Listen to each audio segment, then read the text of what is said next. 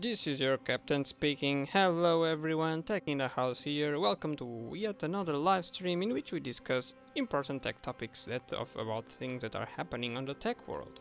Today, as you can see by the title, we have not only one, not only two, but actually three articles. I know the title only makes you think that it's just two articles, but before those two articles which are written on the title of this live stream, we have a third article which is basically just a filler, but it seems a little interesting, just a little design choice that seems interesting, and I thought it would be good to serve as a filler.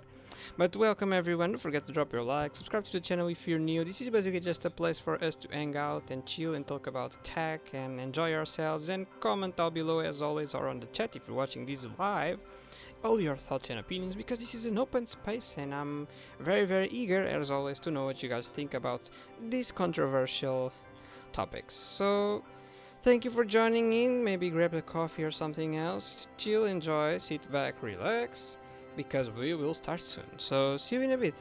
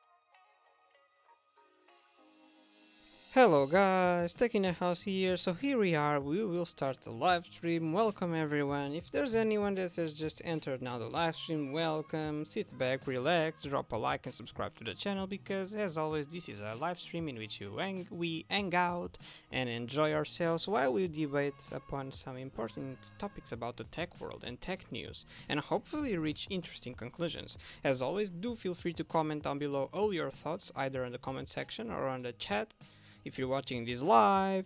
And for today I brought three articles. One which is the one that you're watching on the screen, the first one which is about a speaker with an interesting design. The second one, which is the one that is the first that appears on the title of this live stream, which is the fact that apparently Australia has banned social media for under 16s. So let's see what this is all about. And finally, we have a last article which seems very interesting. It's about YouTube. It's about a website that apparently fetches videos that are like uploaded to YouTube. They are up, but they are very old, over a decade ago, and this website can fetch them and present them to you, and so it's like a sort of a window to the past, something very interesting, which I think we'll try on this live stream to go to that website and check that. So it's gonna be interesting, so stick around and let's move on to the first article. This is where we'll start. I'll do just a quick checkup on the sound and we'll start soon. Give me just a minute.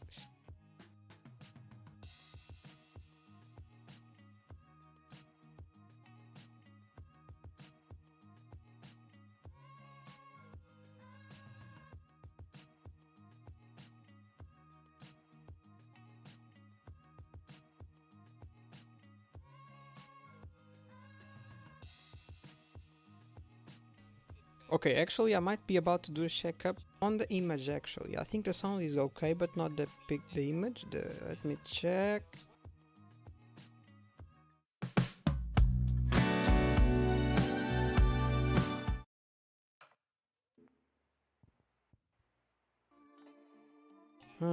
I think now you guys should be able to see. Let me just make sure of that. I'll be back in a second, guys.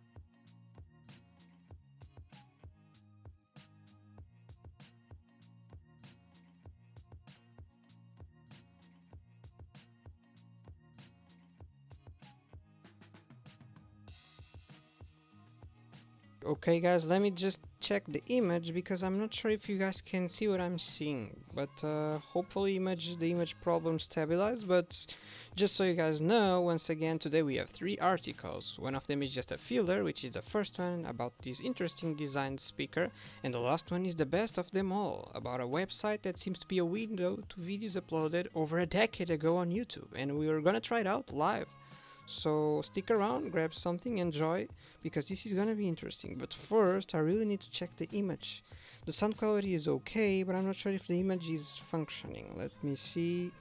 You guys please wait a second, I'll be back. Let's see what's happening here.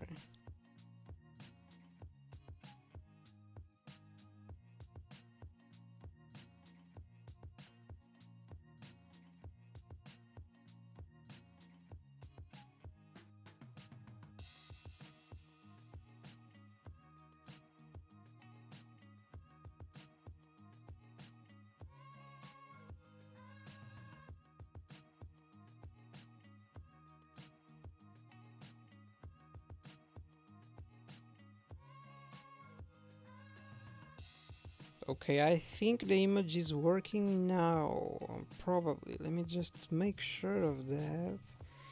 Let's see, let's try to switch here the news articles. Let's see if image is working. Let's see. Well, this has never happened. Let's see what's happening. I think it is working. Let's see. Okay, I think so. So, hello guys. So today we'll start with the first article. But I'm not sure if image is alright. Let's see. What's happening here? What is this? Well, this usually does not happen. Let's see what's happening. Oh well, it's probably a network issue, and if that's the case, there's not much we can do. So let's move on. So, guys, we have here the first article, which is about a speaker, which has an interesting blocky design. It's a wireless speaker. It's apparently transparent, and it costs $4,000. So kind of expensive, and probably sound quality is not at best, given that design is being made based on style, in being stylish rather than being functional. So probably not worth the price unless you're looking to buy a relic. But let's see what the article has to say about this. So the design of Transparent's latest wireless speaker looks like the complete opposite of the glass enclosed see-through speakers that helped originally launch the brand. Honestly, I never heard of this brand, but let's move on. The $4,000 Brutalist speaker is made from aluminum, and although it stands around 23 inches tall in person, without context it could be easily mistaken for a minimalist office tower designed by an architect, still inspired by Britain's post-war architectural style. Okay, so this is actually tall. It doesn't look like it, but it is. Transparent speakers features pair Where are we? A pair of 3-inch tweeters positioned at 90-degree angles that work alongside a 6.5-inch subwoofer positioned on the opposite side of them. The company suggests its design is most effectively filling a room with sound when the speaker is positioned in the corner, so sound can bounce off walls. But wherever you're positioned with you'll want to make sure an outlet is nearby, because it doesn't have a battery. At 26.5 lbs, it's already heavy enough. Okay, it's very heavy, very tall, interestingly designed. Okay, the speaker can stream audio from devices over Bluetooth 5.2. It also has Wi-Fi and supports Apple AirPlay 2, Tidal Connect, Spotify Connect, and Amazon Music. A pair of 3.5mm inputs allow the audio sources to connect with a cable. A pair of 3.5mm inputs allow other audio sources to connect with a cable. I'm sorry, I just let the same rhyme twice. And while it's compatible with Amazon's Alexa, the Brutalist speaker doesn't have its own microphone, limiting the usefulness of the smart assistance integration. Transparent spent 3 years developing the Brutalist speaker, but a lot of the challenges actually came from its decision to make it using 70% post-consumer recycled aluminum. Of course, we spent a lot of time in manufacturing to perfect all of the different modules coming together well and ensuring everything sounds great. But actually, the sourcing of the recycled aluminum for the cabinet hasn't been easy. Pure bricks are transparent creative direction. Okay, I brought this news as a filler, honestly. It just seemed like a cool product from the pictures, which I hope you guys can see. I'm still not sure if image is working, if it's frozen. I hope it's not frozen. But yes, it's just an interestingly designed speaker, ridiculously expensive, or maybe not even. It is actually very tall and very huge, but just an interesting choice of design. I can't imagine what people's living rooms must look like for them to look at this speaker and think, yeah, this would look cool in our living room, because this is all metal and gray. But I think of speakers that are black as the not only the standard but also more subtle and discreet. But well, people like what people like. So yeah, you guys, please let me know what you guys think about these speakers so far. But before we move on to the news about Australia banning allegedly social media for teens, let's first see just a little bit of what people are saying about these speakers, to get an idea of what some of the thoughts are being thrown around. Let's see what do we have here. Open the comments. Comments are opening. Well, these comments are taking too long to open. Okay, here we are. Let me just check something really quickly. Let's see, what is this? Buffer statistics. just to see if I can improve the quality of the image in case it's not working properly. No, I can't, but it's okay. So we have here some comments. We have RVS053063 saying, why does this exist at this price point? I could buy a pretty nice stereo system for that money, that I'm sure would provide much better sound and put this to shame. I guess this is targeted to rich people, with contemporary styled homes, and maybe this would be good for sound in a small office in the basement where you don't have the room for a full system. Just spitballing here. It's true. That's what I was thinking as well. Like, you need to have a specifically designed home in which these, and also be rich, of course, and which these speakers fit and look nice. So it is what it is. And we have RSW Robble saying, not for me. But then again, neither is Brutalist architecture. So yes, I think this is a very niche product. But I don't even know. I'm not even sure if rich people with money would just buy it, because it doesn't look good. Like, it's interesting to look at it, but from a design perspective, to have this in your living room, people will begin to wonder, what is that? Is that a speaker? What is that thing? And then when they realize it's a speaker, they will be like, oh, okay, but it doesn't fit the rest of your living room. It is what it is, but yes, people like what they like once again. So let's move on to the next news. So allegedly, Australia bans social media for under 16s. Is this already taking place? Is this something you're thinking about? Is it actually a measure that has been already applied? Well, that's what we'll find out. Let's see what's happening. Let's see. So, well, apparently I'm being informed that image quality should be good now. I'm not sure to what extent, but let's move on. Of course, we can't stop moving. So we have here, tech companies have a year to figure out how to keep children off their platforms or risk paying hefty fines. Okay, we are familiar with this concept. Social media applying rules because they were forced by other institutions which are tasked with regulating this. So classic move. We've seen a lot of these recently in the last years, but let's see what's happening with Australia specifically. So Australia just voted into law a social media ban for children under the age of 16. The legislation was approved by Australian lawmakers on Thursday, with the aim of protecting the mental health of children online, despite opposition from tech companies who claim the rules are unworkable. The new law is scheduled to come into effect in 12 months, giving social media companies time to meet the requirements. These include taking reasonable steps to prevent children who have not reached a minimum age from having accounts. Children who violate these upcoming restrictions won't face punishment, nor will their parents. The responsibility lies entirely with platform providers. We want Australian children to have a childhood, and we want parents to know the government is in their corner, Australian Prime Minister Anthony Albanese said in a statement earlier this month.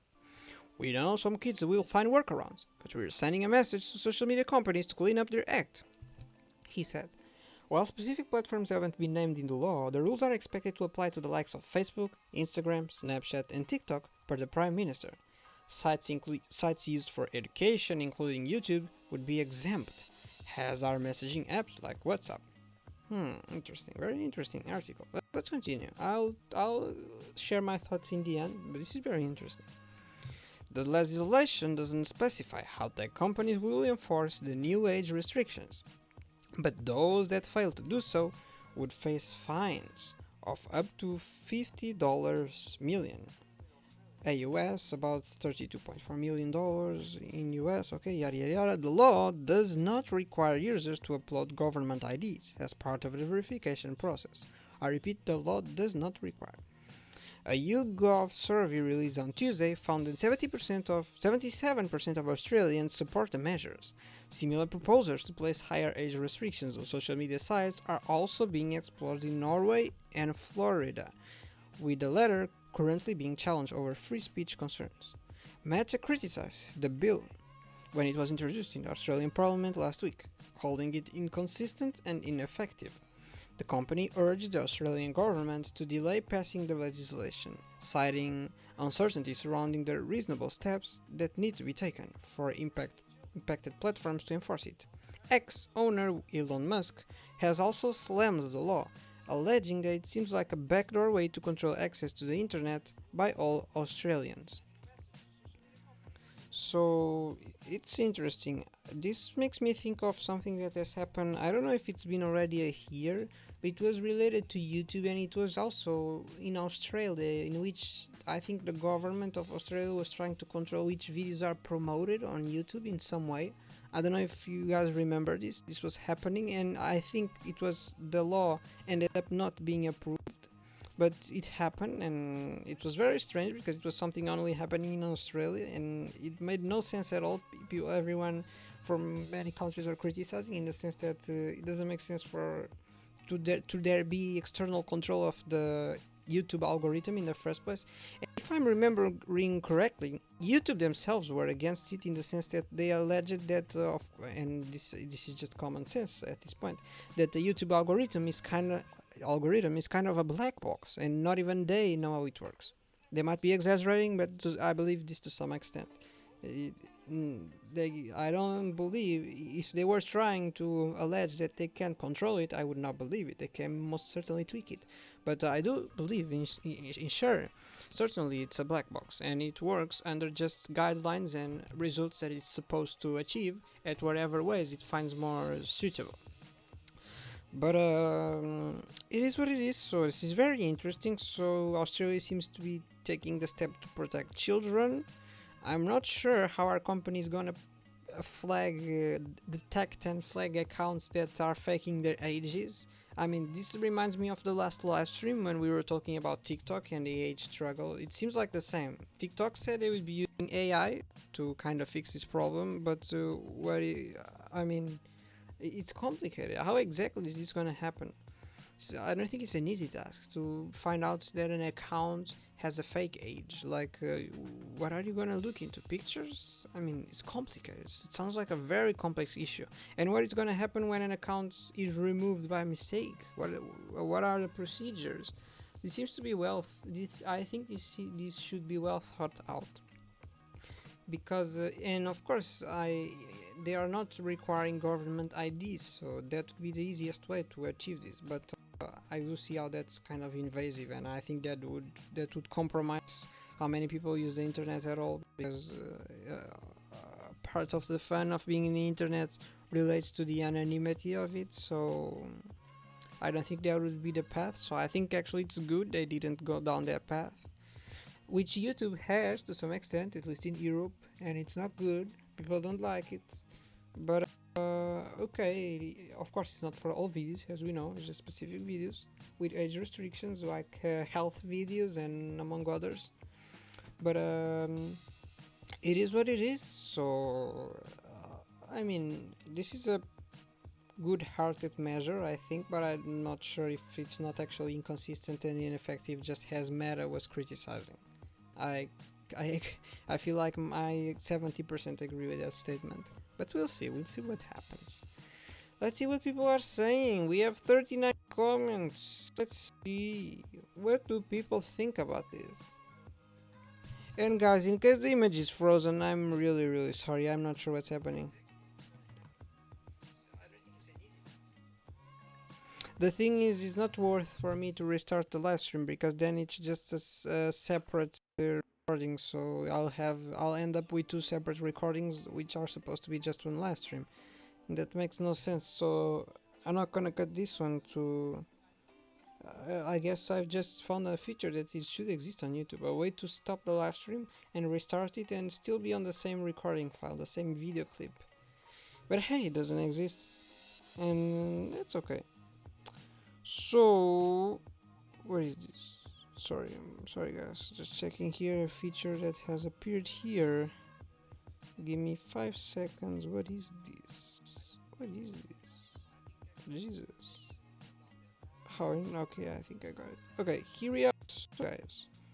Let's continue. So let's see comments on this. What are people saying about Australia banning social media for 116? Let's see. And guys, I think image is working good now. That's so fun, finally. But let's continue. So, we have here only one comment. No, but there were 33 comments. Give me a second. This is a featured comment, that's why just one. Give me a second, guys. Give me a second. Give me a second. Okay, we have here. This comment sounds interesting. We have here Sasparilla is saying this is going to create a massive test case on what the effect is of not having access to for-profit social media has on kids' lives. It will be very interesting to see. Guessing it will be quite positive and obvious, but if it isn't, then they can roll the law back. Can see the US totally ignoring the results if they are positive, since it'd be bad for business interests. Yep, that's true. I mean, basically this will force a new generation of kids to be born that theoretically didn't use social media until a certain age, and that will be interesting to watch, completely. Just like it is interesting to see a generation who went through COVID and one that didn't. But it's fun, that's fun. I think experiments like these are always fun. We have here Chaos Focus saying, never thought Australia would become one of those countries where you need to use a VPN to access large parts of the internet. And we have a response by Kuroshiro saying, Australia is a test bed for draconian censorship laws like this, so not very surprising. Scary is that 70% of Australians are completely fine with this. Well, until they need to upload their ID, and let's face it, this will be the only way to do it.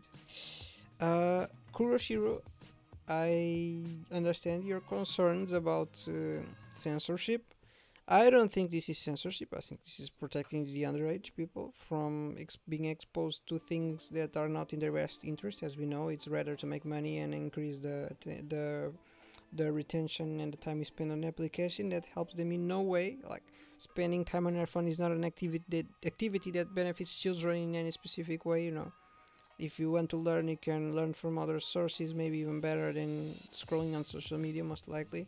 So I'm not saying there is not educational content on social media. I'm not saying there is not entertaining content on social media. That all exists, but that's not the main thing that most kids use it for. So it's not acknowledged as a product of the good. We have to face what's real.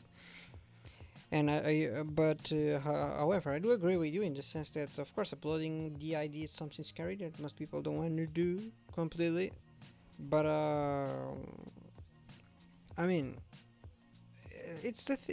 we are like circling back to the same trouble.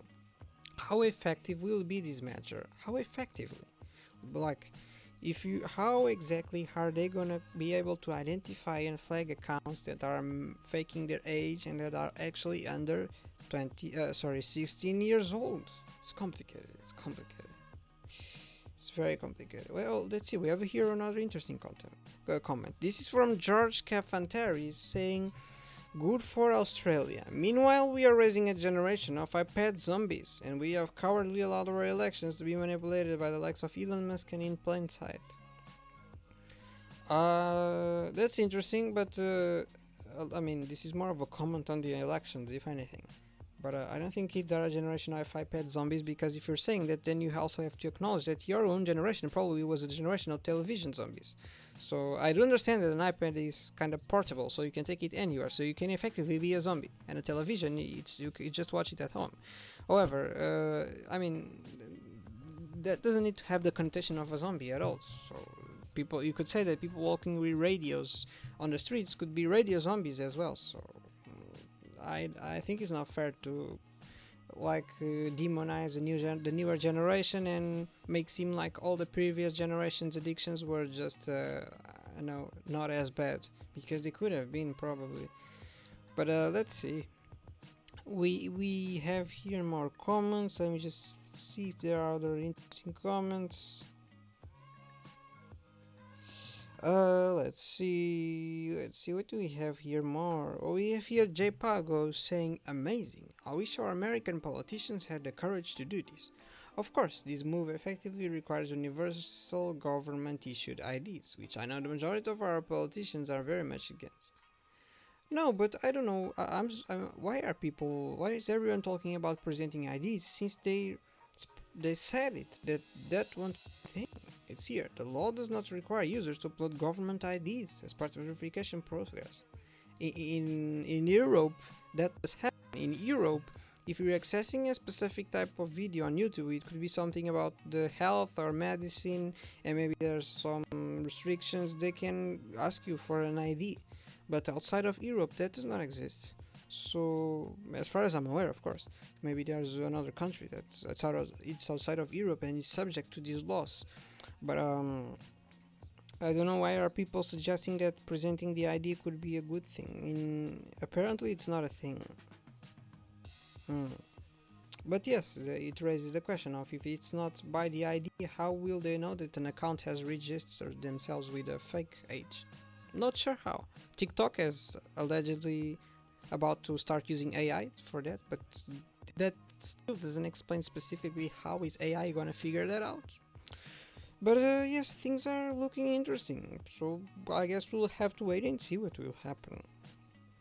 But let's move on to the exciting news, the last one and the best one. We saved last for best. This one is about a website that collects, somehow it can search in YouTube for videos that are over a decade ago, and it allows you to see them one by one. It fetches them and presents them to you in a neat manner.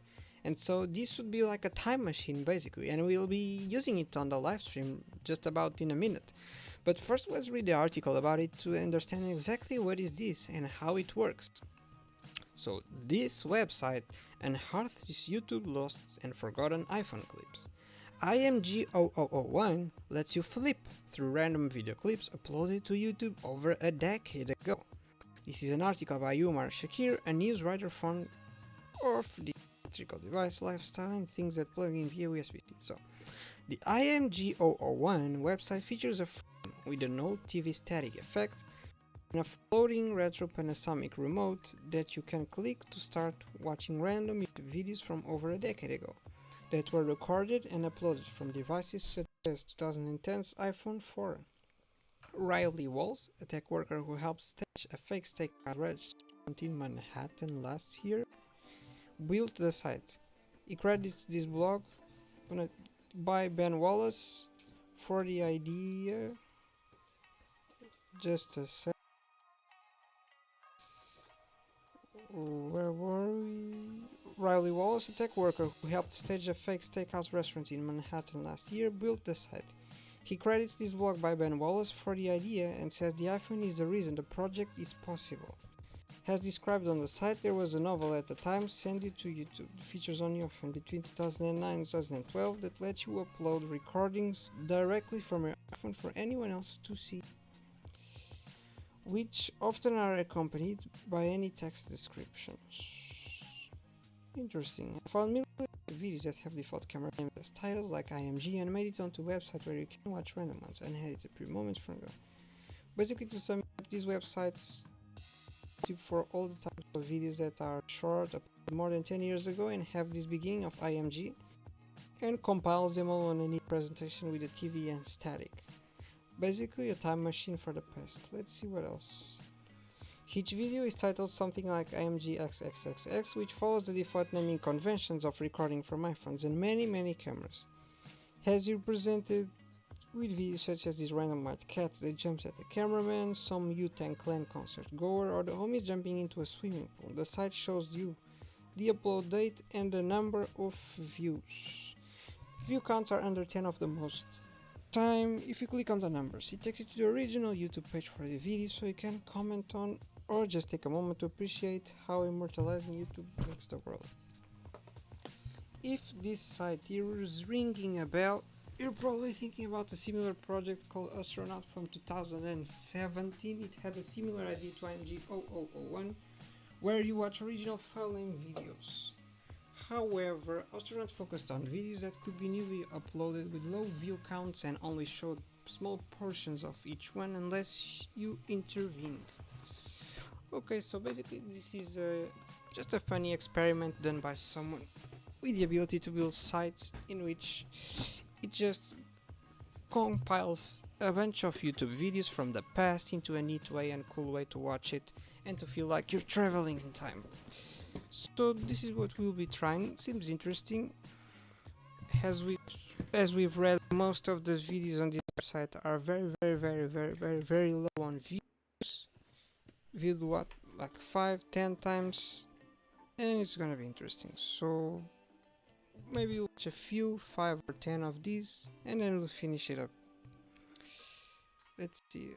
We'll just go over the comments to see what people are saying about this. We have here 2 comments. Let's see what people are saying about this. Comments are loading. Let's wait. Comments are loading. Comments are not loading at all. Okay, comments have loaded. So we have here Mindsy Fresh saying, I still regularly use Flickr, and surprisingly often I see in my stats that someone came across photos of mine by searching for default file names. Example, DSCF, 0087, etc. I initially thought this was kinda weird, but when I decided to search for myself, it turned out actually pretty fascinating seeing what sorts of mundane slices of life I'd come across. Ah, interesting. It turned out, let's see, we have one Rob saying, I enjoy this, a brief moment where content is dished up with no algorithm and where you have no control. It takes you where it takes you. Interesting, okay.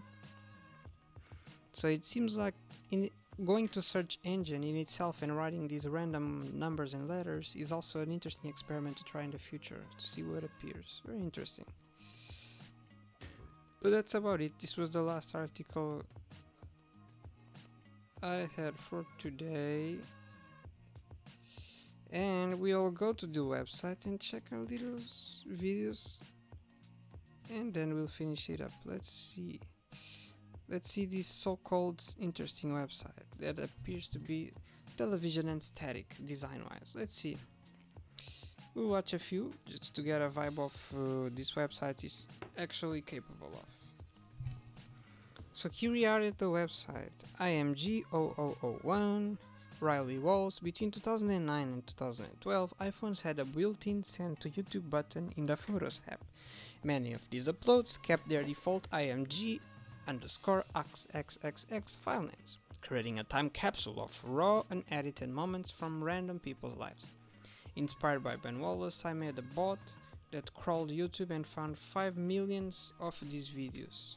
Watch them below. Ordered randomly. Okay, interesting. Let's see. I need to change a remote effect to make it look more... Wait, does it work? Let's check. Okay, no, it's just a pop-up. Let's see. We have IMG 0582. Let's just put the sound a little down. Let's see, it's loading.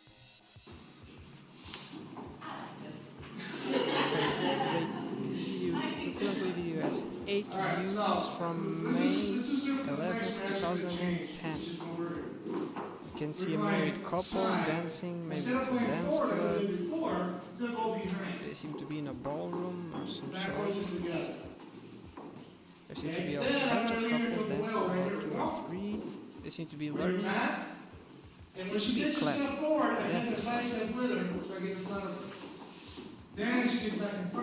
We can kind of get an idea of who's filming if you look into the mirror and you see the reflection. Okay, I think it's gonna change for another video. Okay, so it automatically switches. IMG 6713, 62 views, a little bit more than the previous one. December 26, 2011. Day after Christmas. You can see some Christmas decorations. Children, happy children. Probably some presents. I think that was brought them. Okay, so this is just a very interesting experiment. An interesting thing to go through, maybe on free times, to see random things pop up. Basically just sounds like a version of TikTok, but without the flip-flop up and down. That's what I would say. What is that, Alyssa? That's what it looks like. But let's see. Probably it's about to switch next in a few seconds. Unless it's a very long video, let's see what's happening. You can see a cat. Nothing much more going on. Let's wait a little bit. Or maybe let's switch manually. Let's see, we have here some buttons. The pause button, play button. Okay, let's switch to the next one manually. Okay, we are increasing in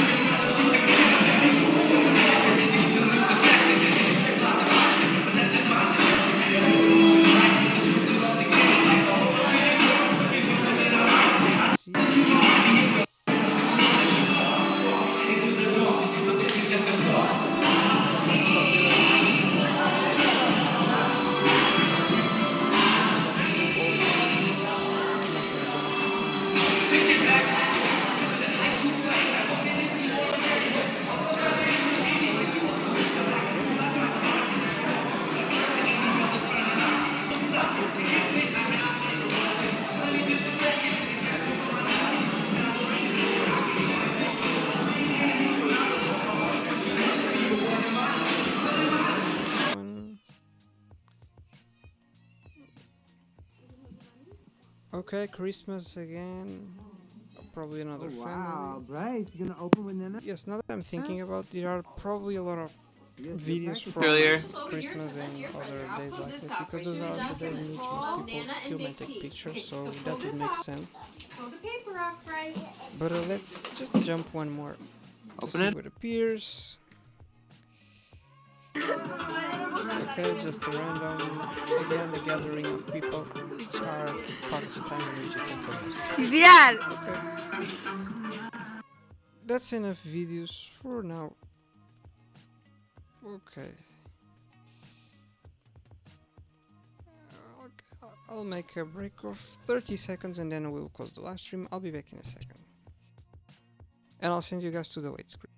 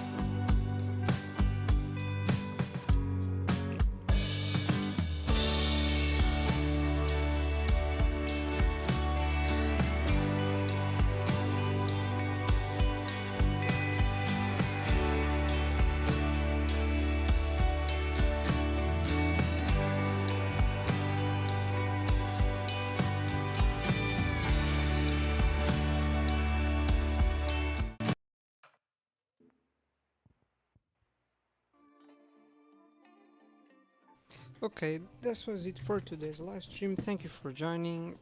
Don't forget to leave a like and subscribe. Don't forget to leave your thoughts on the comment section down below if you're watching this later as a pre-recorded video, or in the chat if you're watching this as a live stream. This was it, so see you on the next time for the next articles and discussions. I'm Techinthehouse, and I'll see you next time. I'll be sending you guys to the space screen and the live stream will collapse soon. See you next time.